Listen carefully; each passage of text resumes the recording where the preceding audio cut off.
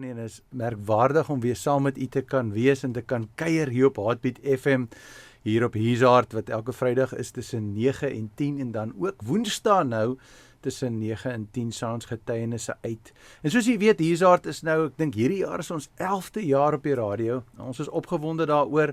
Heartbeat FM is 'n dedicated Christian broadcaster, dis die lisensie wat ons het, maar dit is 'n gemeenskapsradiostasie.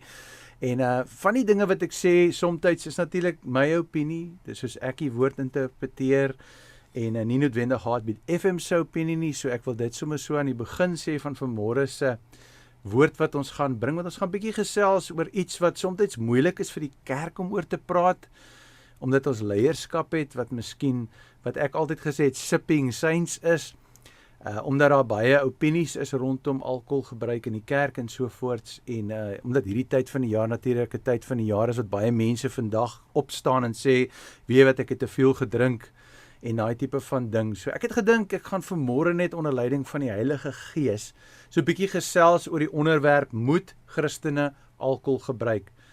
En die Afrikaans klink bietjie anders, maar in Engels eintlik sê dit, kan Christene alkohol gebruik? Is dit reg vir Christene?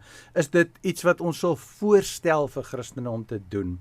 En baie Christene vra vandag, wat is verkeerd daarmee? Wat is verkeerd om te drink? Maar miskien is die regte vraag, wat is reg daarmee? Wat is reg daarmee? Wat dra dit by tot jou geestelike lewe? Het jy al daaraan gedink? As kinders van God is ons geroep om anders te leef. Nie om te meng in die kultuur en om aan te pas nie. Nie om te kyk hoe naby ons aan die grense kan staan nie. Maar om afgesonder te wees, om heilig te wees, om nugter te wees, om mense van die lig te wees, om mense te wees wat hoop dra, vir mense te kan wys en demonstreer wat die krag van Jesus Christus kan doen. Jy weet 1 Petrus 1 vers 15 tot 16 sê, wees heilig want ek is heilig. En jy weet, toe ek opgehou met drink het, en jy ken dalk my geskiedenis, ek was dwelmverslaafd en ek het gedrink. Ek het eintlik begin drink hier al op die ouderdom van 11. My eerste herinnering van drank was toe ek iets in my pa se yskas gesien het, wat snaaks gelyk het. Hy het dit genoem Murphy's Cocktail. Dit was so lot drank gemeng, en ek het dit gedrink, en ek dink ek was seker 7 of 6, en dit het vir my 'n gevoel gegee wat ek van gehou het. Ek het gehou daarvan, ek het gevoel asof ek vrede het. As 'n kind het ek baie vrees gehad, ek was baie angstig, daar was baie probleme in die huishouding. So ek het gevoel die drank maak my anders te voel, laat my beter voel. En dit was eintlik amper die deur wat oopgesluit was na dwelmverslawing. En dit was net my ervaring, en ek kan onthou op die ouderdom van seker 12, 13, Checkers was hier so in die dorp gewees, het ek gestap hier van 81 Metstraat af, na skool in die middag, dan gaan koop ek 'n hele bottel Tassenberg, dan drink ek daai bottel uit, en dan gaan lê ek nou in die bad, en ek probeer bietjie die reuk van my afkry, dat as my ouers by die huis is, dat hulle dit nie ruik nie. En so het ek gevind dat ek kan my sorge wegneem met drank, en ek kan beter voel. Maar die hele proses wat begin het, was 'n proses van afhanklikheid van verslawing.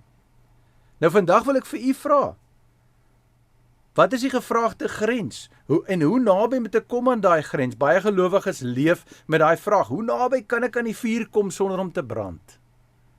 Jy weet, wanneer ek met jong kinders praat baie keer, dan vertel ek hulle my storie, en ek sê vir hulle, weet wat, as ek eerlik vir jou kan sê, bly weg.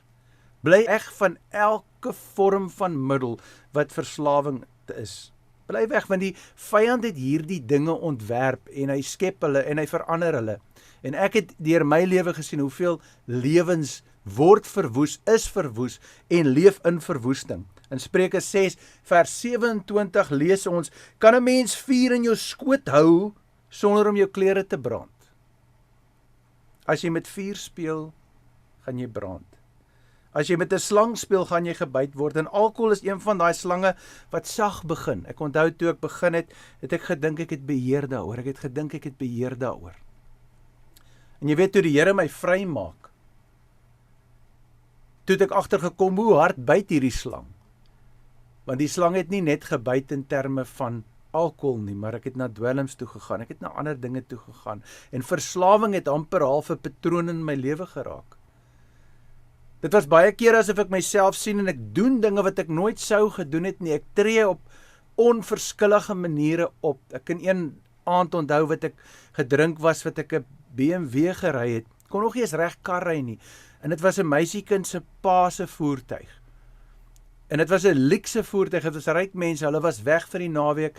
Ons het op een of ander manier toegang tot die huis gekry, die karsleutels was daar. Ek het al hierdie kinders, al hierdie vriende van my, seker 14, 15, 16 jaar oude kinders, almal in een kar ingelaai.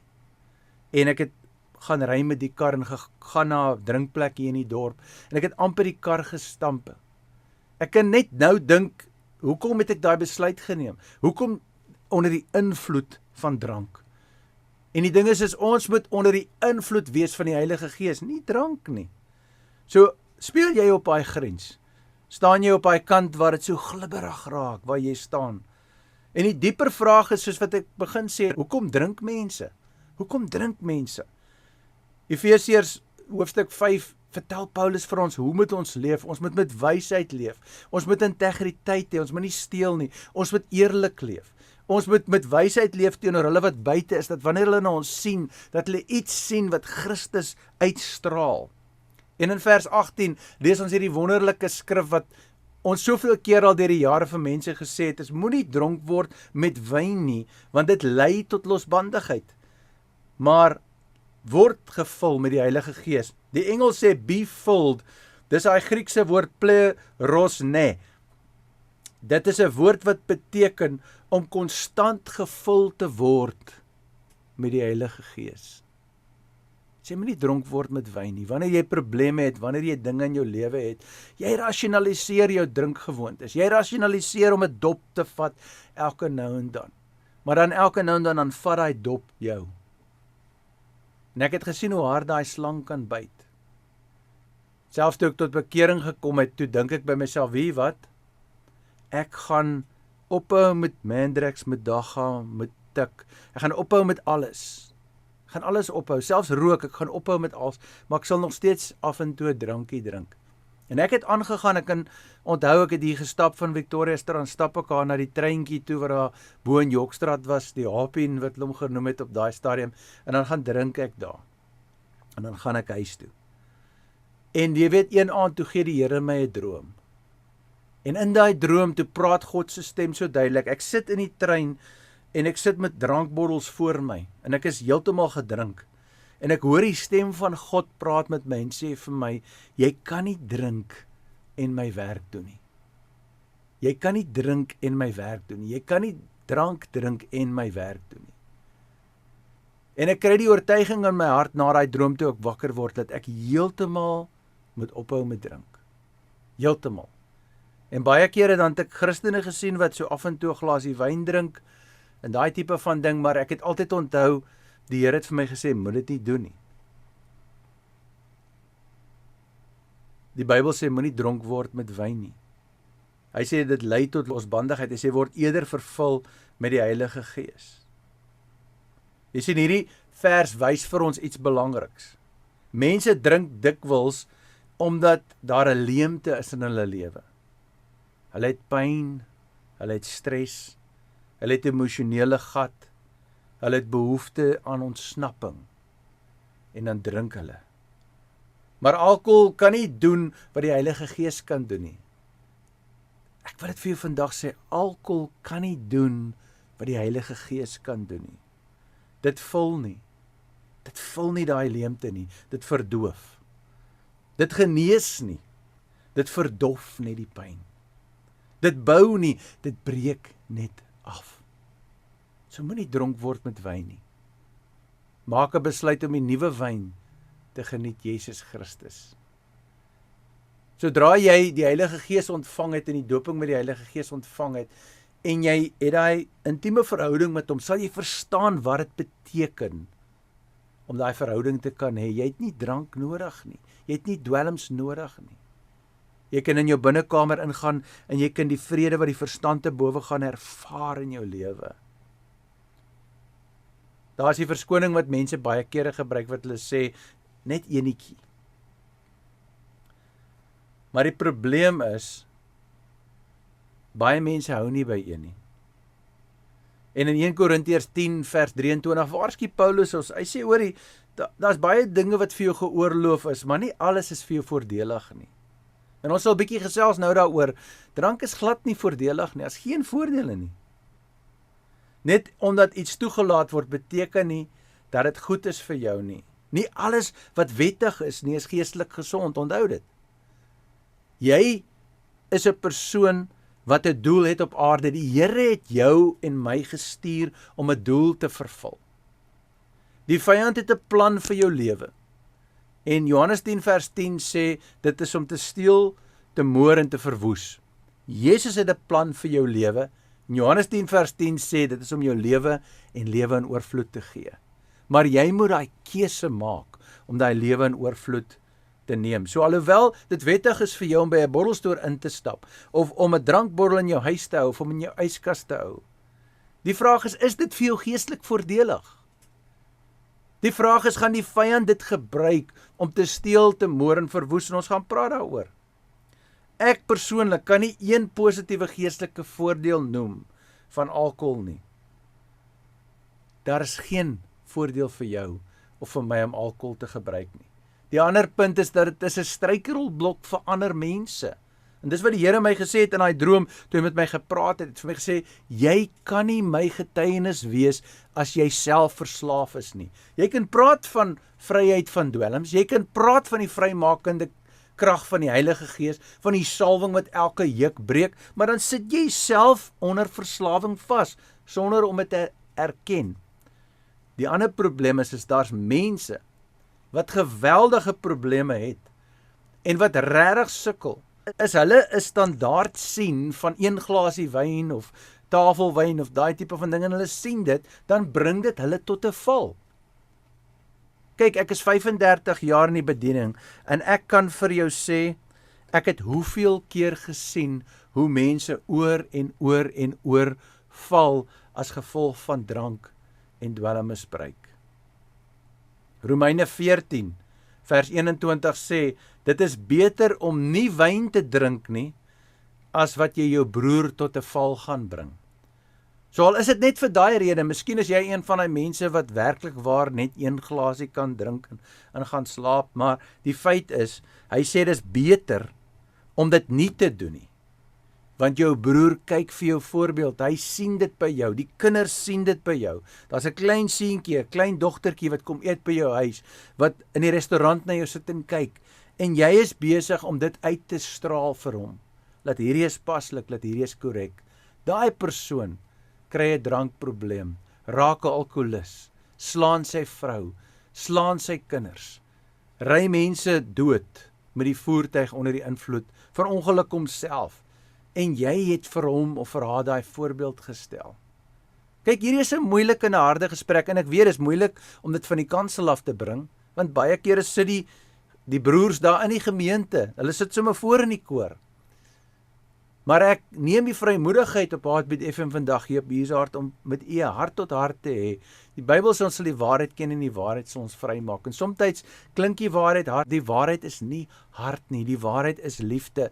Die reëls, die regulasies, die dinge wat God vir Israel gegee het in die woestyn, al daai reëls was nie om hulle skade te doen nie. Dit was nie om hulle seer te maak nie. Dit was nie om hulle te na te kom of beperkings op hulle te sit nie. Dit was daar vir hulle beskerming. As jy elke wet gaan kyk, as jy elke gebod gaan kyk, as jy elke instruksie gaan sien wat God gee hy dit nie vir ons om ons te straf nie, hy gee dit vir ons om ons te seën, dis vir ons eie beswil.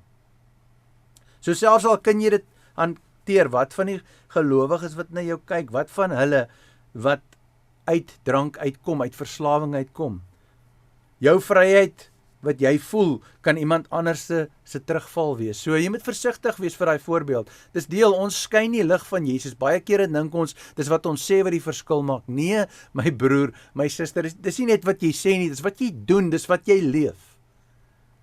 Ons wil die vrugte dra, soos my ouma gesê het, wat by die bekering pas. Wat sê die Bybel omtrent alkohol? Het jy al ooit gaan lees? Is daar enigiets goed? Nee, die Bybel het niks goed om te sê van alkohol nie. Nie van alkohol nie. En onthou nou, as jy nou praat van die Joodse wyn wat 'n lae graad alkohol ingehaat het, En daar is bespiegelinge histories dat daar amper geen alkohol in was nie. Jy kon 'n hele vat uitdrink, jy sou nie eens dronk gewees het nie. So onthou nou net dit.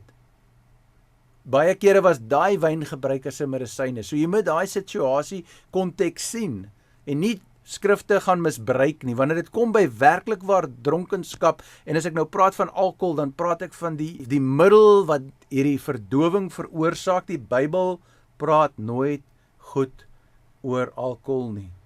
Hy beskryf dit nie as iets onskadelik nie. Spreuke 23 vers 31 sê, moenie na wyn kyk as dit rooi is en vonkel in die beker nie.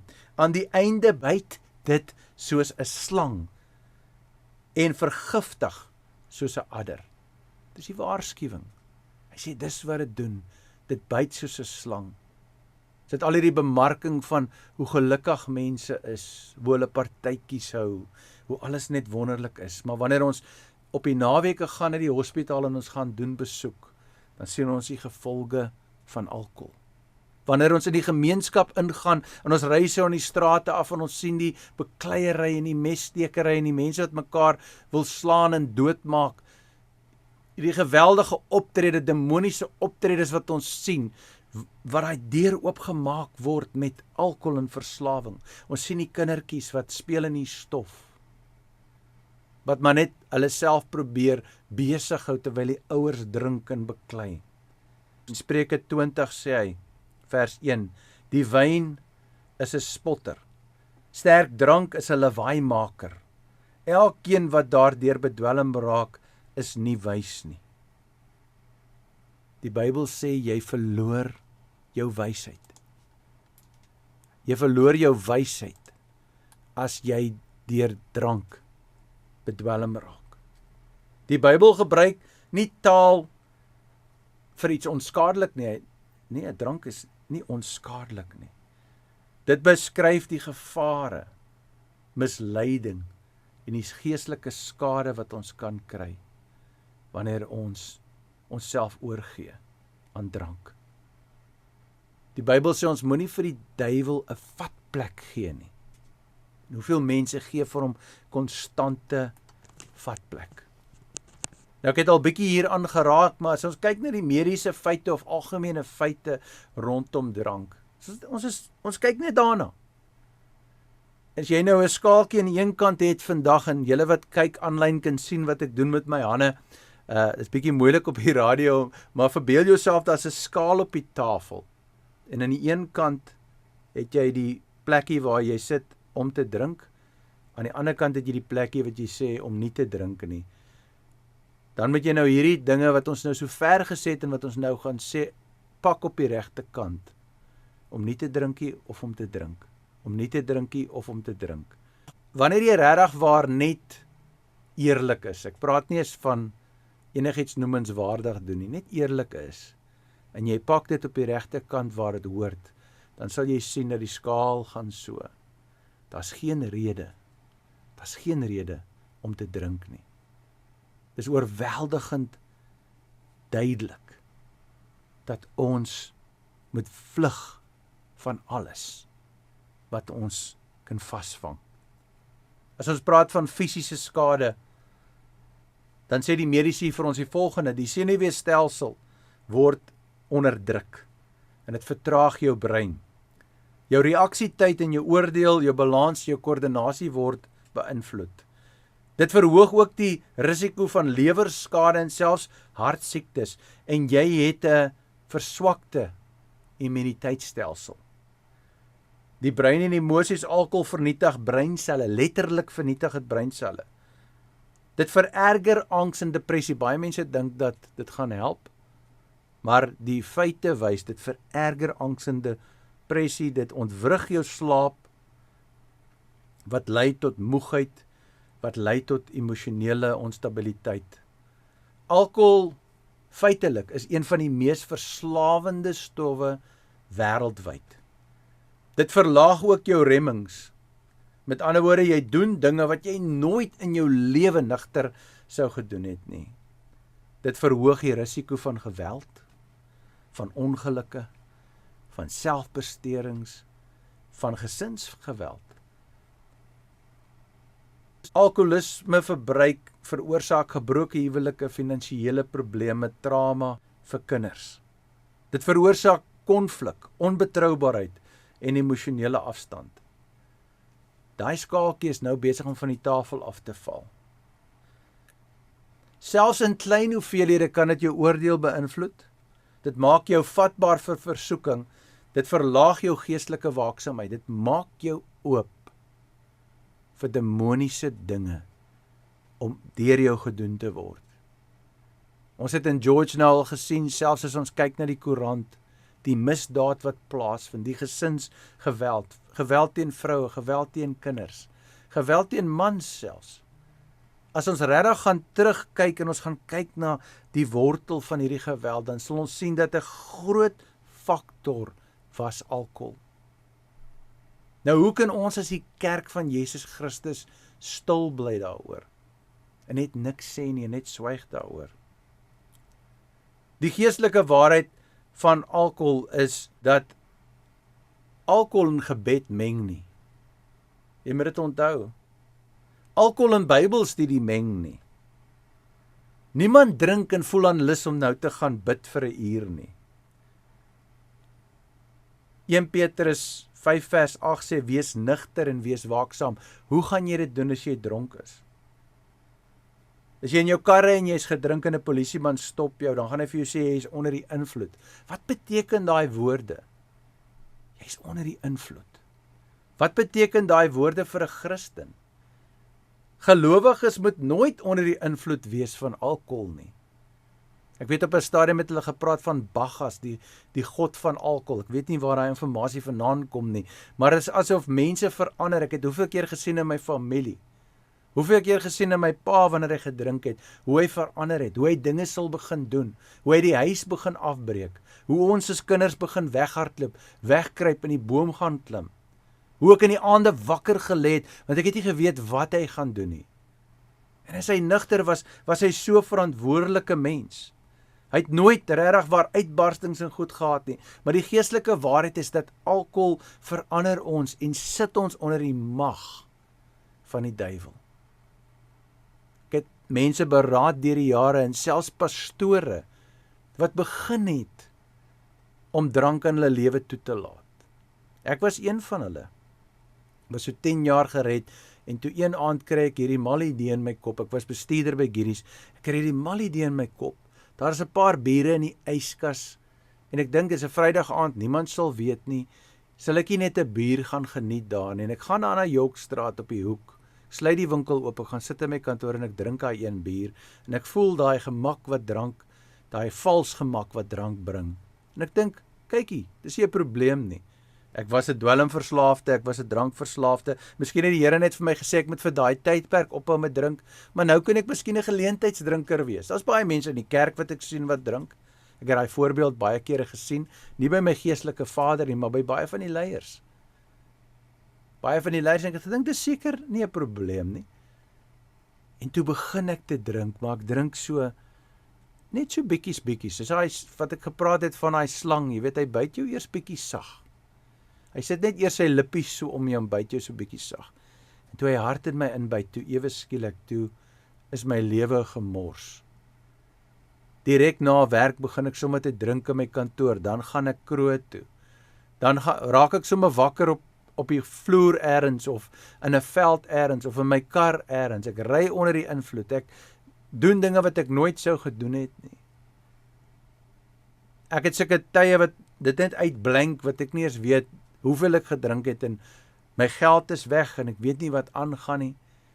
En ek begin hierdie geweldige hartseer in my hart te kry, omdat ek voel, ek het weer teruggeval, ek het in hierdie drankverslawing ingeval. Daar waar ek eerste begin het as 'n kind, is ek nou weer. En ek raak so depressief na een aand se gedrinkery en uitgaan, ek raak so depressief dat ek my eie lewe wil neem. En op daai oomblik dink ek by myself,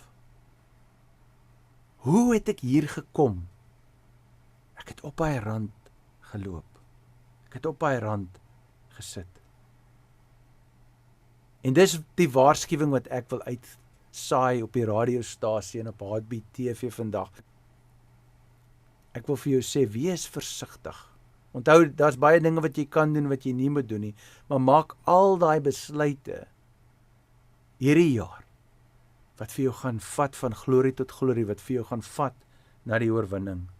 Die wêreld self sê, drank is nie goed nie. Die wêreld sê dit self. Ek praat nie van die promosies wat betaal word voor nie, maar die regtig waar die feite praat. As jy nou gaan na die World Health Organization, jy gaan na daai, dan sien jy die wêreld erken dat alkohol skadelik is. Dat dit bydra tot miljoene sterftes. Dat dit 'n groot faktor is in padongelukke. Dat dit families vernietig. Dat dit mense beroof van hulle potensiaal. Die wêreld self sê, dit is gevaarlik. Hoekom sou die kerk dit verdedig? Hoekom sou die kerk 'n posisie inneem wat sê, weet jy wat, ons wil nie praat daaroor nie, of ons wil kompromie aangaan met dit? Nee, my broer, my suster, ons praat reguit met mekaar. In daai tyd wat ek so gedrink het, die drank my gevat tot op daai punt, wat ek my eie lewe wil neem, en ek moes terugkom onder die krag van die Heilige Gees. Een Sondag, daai Sondag gaan na in die kerk, toe kom die Heilige Gees oor my, en ek het geval op die grond, en ek het 'n visie gesien van Jesus, wat sy arms oophou vir my met 'n geweldige glimlag, en ek het gehuil, ek het berou gehad oor wat ek gedoen het. Ek het omkeer gehad, en ek het besluit nooit weer nie. En van daai dag af het ek nie weer my lippe aan alkohol gesit nie. Daar was baie geleenthede. Daar was selfs baie keer 'n druk op my. Wat mense vir my sê, man, vat net 'n glasie wyn, of jy weet, vat net 'n bier, of drink net ietsie ligs, en wees net sosiaal. Daar was baie kere wat daar druk op my was, maar ek het net onthou die geweldige impak wat daai eerste drankie op my lewe gehad het. En hoe dit my gevat het tot op die punt wat ek met my 9mm Beretta pistool met teen my kop sit en my eie breins wil uitblaas. Jy kan dit nie dink nie, maar drank kan jou snaakse goed laat doen. So, jy en ek is geroep tot 'n hoër lewe. Ons is gekoop met 'n prys. Die vraag is nie, hoe naby kan ek aan die grens leef nie. Die vraag is, hoe naby kan ek aan God leef? Dis die vraag. Ek wil nie 'n Christen wees wat net wegkom nie. Ek wil 'n Christen wees wat sê, Here, ek wil U alles gee. En ek wil alles hê wat U vir my het. Ek wil nie kompromie aangaan nie. Nee, ek wil graag in die krag van die Heilige Gees wandel. Ek wil in die heerlikheid van die Heilige Gees wandel.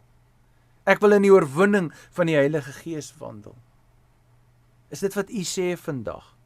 Ek weet ek praat met verskeie mense op Heartbeat FM 103.9 en 107.4 en ook op Heartbeat TV, YouTube, al die kanale waar ons nou praat, maar ek weet ek praat met verskeie mense, maar vir almal van ons is dit dieselfde. Dis die salwing van Jesus Christus wat die juk breek vandag. En ek wil saam met jou bid vandag, dat jy hierdie vryheid ervaar, wat in Christus is. Ek wil saam met jou bid vandag, dat jy op hierdie nuwe jare besluit neem en sê, Here, ek het daai skaaltjie op die tafel gesit en ek het gekyk na die prys wat dit my kos om te drink. En die voordele in die oorwinning en die wonderlike dinge wat ek kan ontvang as ek nie drink nie.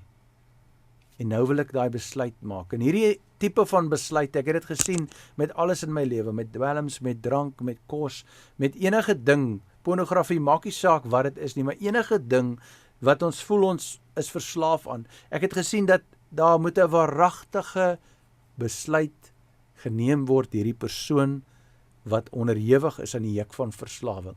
Wanneer daai persoon die besluit neem en sê, ek is die sterk man van hierdie huis, en nou gee ek die autoriteit vir die Heilige Gees om in te kom en te kom skoonmaak. Ek gee die autoriteit as die sterk man van hierdie huis vir die Heilige Gees om te kom en vir my vry te maak en vir my die oorwinning te bring. Dis wat ek doen. Ek gee dit.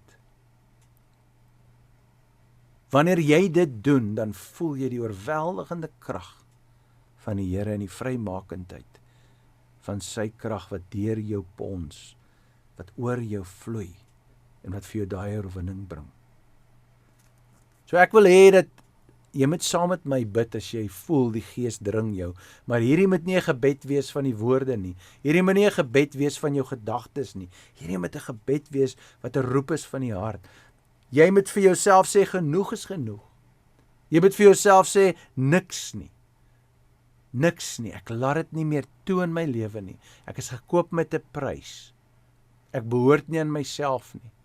Ek moet my God die eer gee. Ek moet my God die heerlikheid gee vandag. En so kom ons dan Vader, in die magtige naam van Jesus Christus vandag.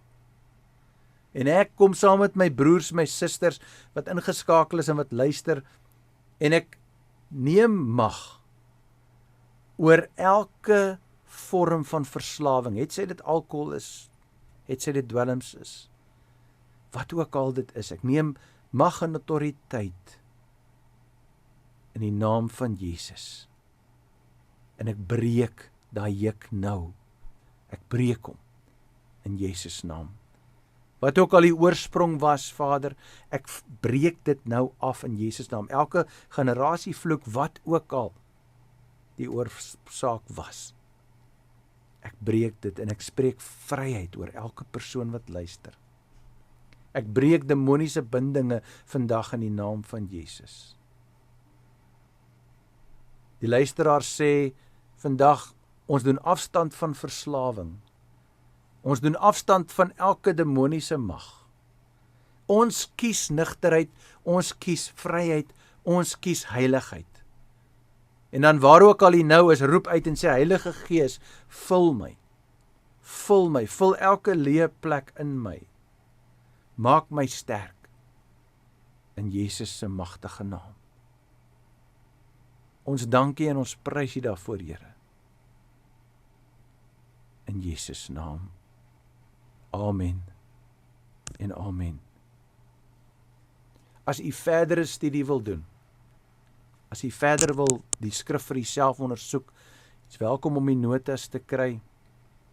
Ek het 'n hele paar blaaie notas rondom hierdie onderwerp, en 'n mens probeer altyd maar soos jy studeer, kyk na wat die Here sê, en dan probeer jy dit by mekaar sit, en ek sê altyd vir my vrou, ek is nie noodwendig die beste prediker of leermeester nie, so miskien sal jy meer genade uitput as jy kyk na die notas jouself en ondersoek instel.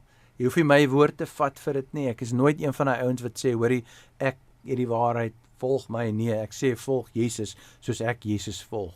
Kyk na hom, hy is die voorbeeld. So as jy hierdie notas soek, is jy welkom om vir ons WhatsApp te stuur. Ek sal vir jou die notas stuur.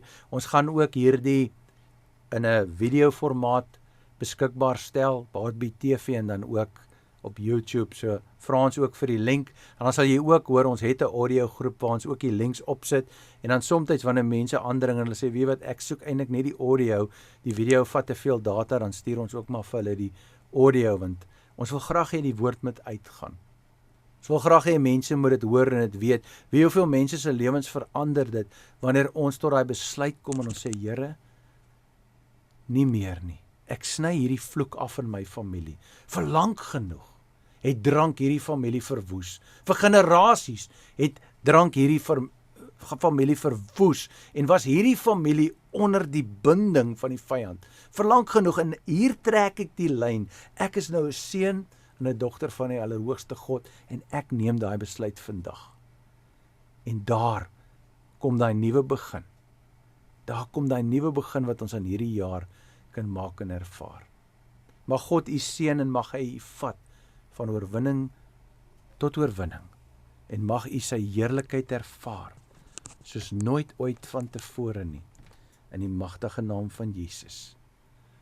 Amen en amen.